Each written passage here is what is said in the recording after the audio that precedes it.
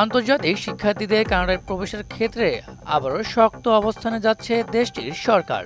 দ্বিতীয় বছরের মতো ২০২৫ সালেও আন্তর্জাতিক শিক্ষার্থীদের সংখ্যা কমিয়ে আনতে চায় কানাডা।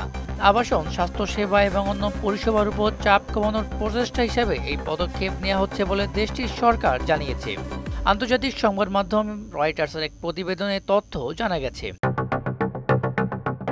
সংবাদ মাধ্যমটি জানায়, টানা দ্বিতীয় বছরের মতো ২০২৫ সালে দেশে আন্তর্জাতিক শিক্ষার্থীদের প্রবেশে লাগাম টানার পরিকল্পনা গ্রহণ করেছে কানাডা।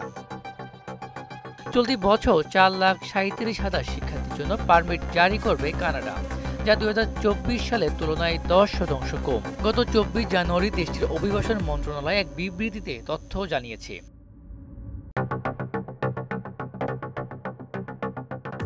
গত কয়েক বছরে বিপুল সংখ্যক অভিবাসী এবং আন্তর্জাতিক শিক্ষার্থীদের আগমনে দেশটিতে তীব্র আবাসন সংকট দেখা দিয়েছে।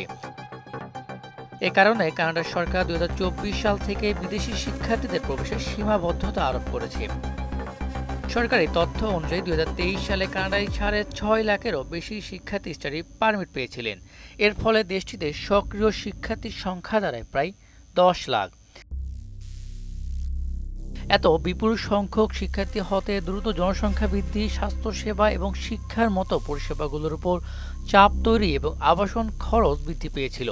যদিও আন্তর্জাতিক শিক্ষার্থীরা দেশীয় শিক্ষার্থীদের তুলনায় উল্লেখযোগ্য হারে বেশি টিউশন ফি প্রদান করেন কানাডায়।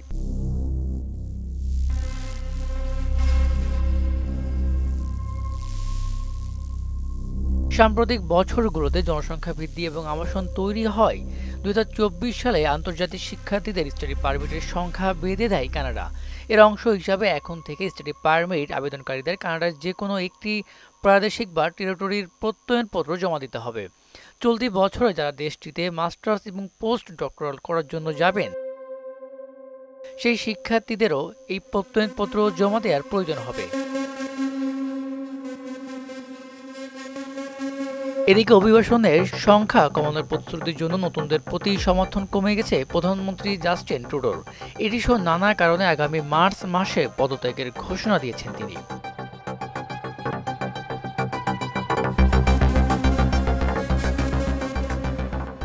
ইসবাহ রহমান, মোহনা ডিজিটাল।